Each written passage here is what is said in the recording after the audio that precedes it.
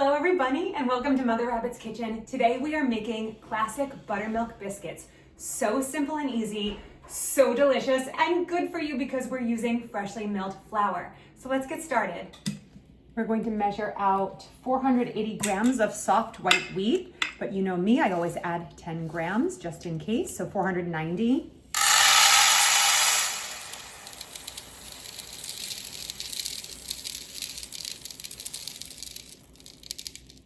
Okay, that's 413, and I am too lazy to go in the back room and get out more soft white wheat from the bucket. So I'm just gonna throw in a little bit of hard white to balance it out. And I'm also running low on that. So let's see if I can just finish this out without having to go to the back room. Come on. Yes, I'm gonna do it. Okay, 490, that's perfect. Okay, so it was mostly soft white, a little bit of hard white, no big deal.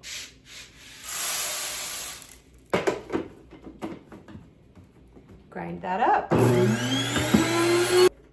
Into a medium or large bowl, you're going to just sweep all of your freshly milled flour in and get all of those extra bits and pieces that are kind of sticking to the sides and the bottom. This flour does come out a little warm after it's milled, and we do want our biscuit dough to stay as cold as possible. So if you have time, just let it sit for a few minutes to come to room temperature. I don't have that kind of time because it's getting late and we need to eat dinner pretty soon. And I've got soup going on the stove and it's ready, and my kids are at the park with my husband and they're coming home in a few minutes. So I really need to get these biscuits in the oven. So I'm just gonna break that rule right now and just move through with a little bit warm flour. It's okay. To the flour, we are going to add 2 tablespoons of sugar. By the way, this recipe makes 16 really nice sized biscuits. If you're cooking for a smaller number of people, you can do half the recipe and do 8 biscuits. I recommend going big because these biscuits freeze really well, and also they're so delicious, they're not gonna last very long. 2 teaspoons of salt. 1, 2, 4 teaspoons of baking powder. 1, 2, 3, 4, 1 teaspoon of baking soda. That's it for the dry ingredients. Now we're just gonna whisk them to combine really well before we add the butter and then the buttermilk. And I'll tell you this right now, you can add chopped fresh rosemary to this and it is absolutely incredible. You can eat them for breakfast and spread some butter and jam on top and they're so good. I don't have fresh rosemary in my house right now, so I'm just going classic buttermilk biscuits, but I'm telling you, it is so good when you add that rosemary. You want your butter nice and cold. This is straight out of the fridge. If you want to put it in the freezer for a little bit too, you can. And then we're simply going to cube this up into tiny pieces, as small as you can get them. Add them in to our dry mixture and just cut them in with a pastry cutter. You can also do this with like butter knives, just kind of cut. You can go in there with your fingers and just pinch it, just to get the butter into nice tiny pieces, but not like melting into it. You just want to keep everything nice and cold. The little tiny pieces of butter in the dough allow for those nice steamy butter pockets to happen while it's baking. It helps those really yummy flaky layers that we know and love of biscuits. So I'm just slicing a few times and then turning the butter over and then slicing it again. Now that I have all my slices, I'm just gonna go in and kind of give quick slices this way. Just kind of work quickly.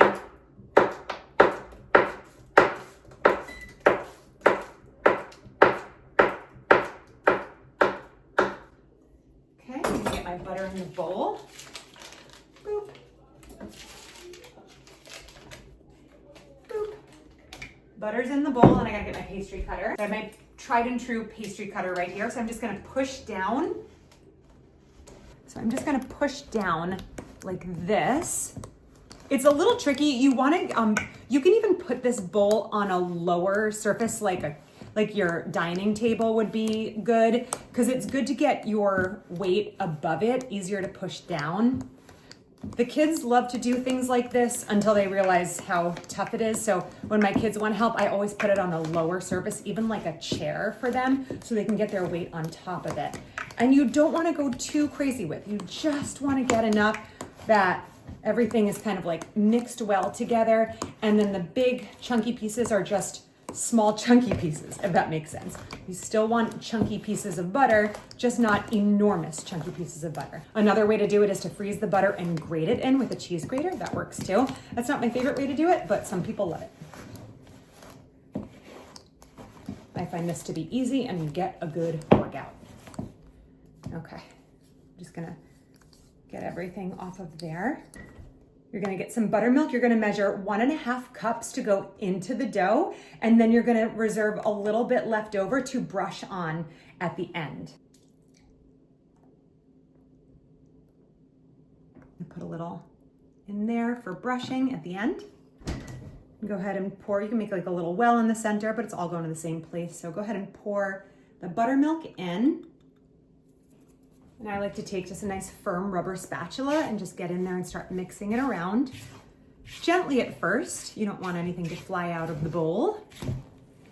Kind of dig underneath and just encourage everything. Encourage that buttermilk to move around and moisten the rest of the elements there. You can see it's starting to come together. It's gonna look kind of scraggly. It's gonna look like it doesn't want to come together. It will eventually. Just be patient.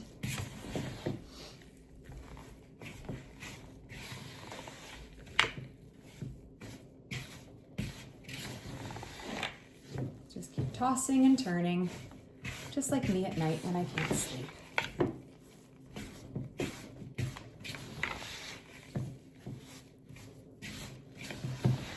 I try to flip it over because there's always like a little flour on the bottom that just does not want to get incorporated. So I flip it to really kind of expose the flour that's hiding at the bottom of the bowl. All right, so we have a good dough ball there. I'm just gonna take the back of my knife here and just scrape that extra stuff off. Don't want to waste any biscuit stuff. Okay.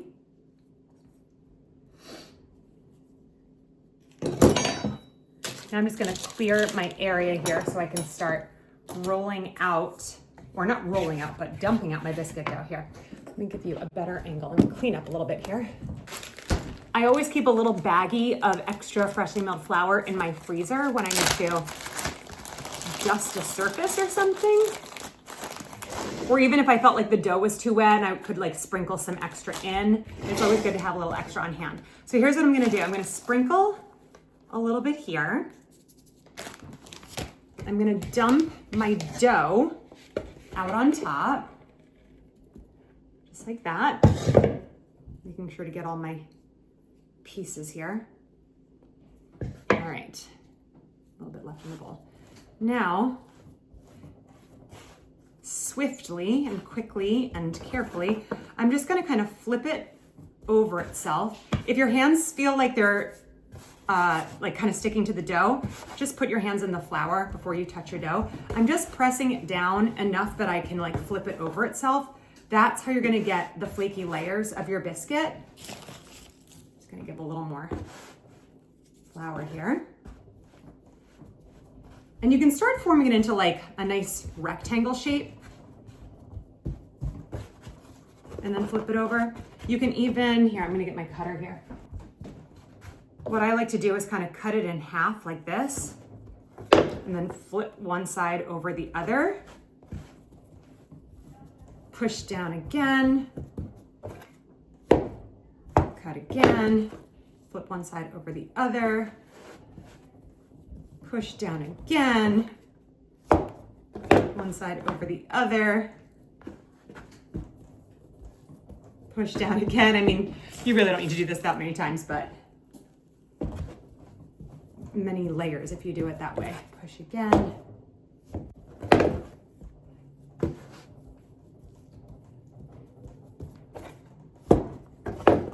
Flip. Okay, that should be good. Now I'm just going to, I'm gonna get it on the sides here.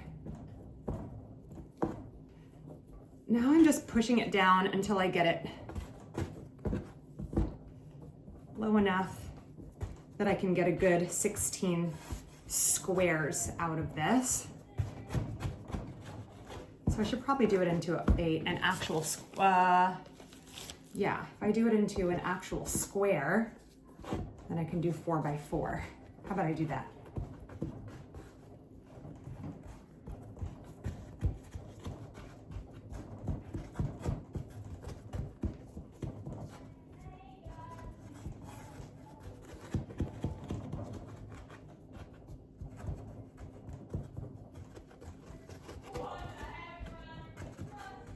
All right, so I've got a nice square here. Now, if you really wanted to get perfect edges on your biscuits, you would slice off the edges here because sometimes when you don't have everything perfectly sliced, the biscuits can kind of like get a little lopsided in the oven. But the only thing worse to me than a lopsided biscuit is wasted biscuit dough. So I am not going to shave off any of the sides. I'm just gonna go ahead and cut through. So I made this into a nice square and I'm just gonna cut it into quarters, then I'm gonna cut each quarter into quarters, and then I will have 16 biscuits. I like to kind of score where I'm going to press down with my cutter here so that I get it nice and even. Okay, there's one, and then I'm gonna do it again to get some nice quarters here, and then each of these quarters gets quartered.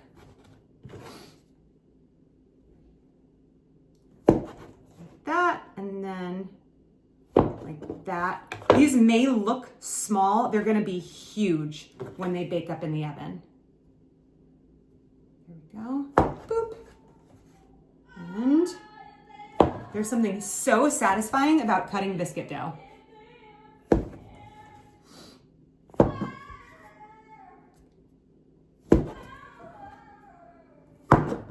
Okay, I have 16 pieces. I'm gonna transfer them over to my, you can see here, I have some sheet trays. I'm gonna put 8 biscuits on each sheet tray. So I'll do 3, and then I usually just put like 2 in the middle and then 3 here. So that's 8. 1, 2, 3. 2 in the middle, and then 3 more. You want them spaced out really nicely because they do expand and spread out a little bit in the oven. The last thing we have to do before they go into the oven is a brush with buttermilk. We're just gonna take our buttermilk and a pastry brush and just brush the tops. Could I help you with that one? Sure. Here.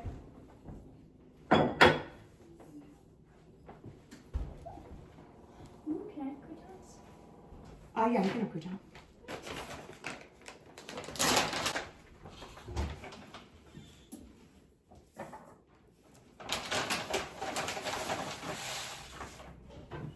While my lovely assistant finishes brushing with the buttermilk, I'm gonna take some of that turbinado sugar that I was showing you before, and I'm gonna sprinkle the tops. You can use regular sugar or you can skip this step. But it's nice to brush the tops with buttermilk because it makes them nice and golden brown. And I usually go pretty liberal with this sugar because the rest of the biscuit dough really isn't sweet. It only has a little bit of sugar in the dough. And even when you sprinkle sugar on the top, they're still perfect for savory dishes. They're gonna go so well with the soup that I'm making. Can I help sprinkle a bit? Yeah, you can rest. And, yeah, these are gonna go into a 375-degree oven for about 16 to 20 minutes. I know that's a wide range, but it just really depends on the height of your biscuit, of how long they need to cook. I'll kind of talk you through a little bit more of that as we go. The other thing to keep in mind that if you're doing 2 pans at the same time, you need 2 racks. And I find that my biscuits rise better on the bottom rack. So I like to switch halfway through the cooking. So I'll probably start with 10 minutes and then I'll switch them and then I'll give them another like 6 to 10 minutes on the other side.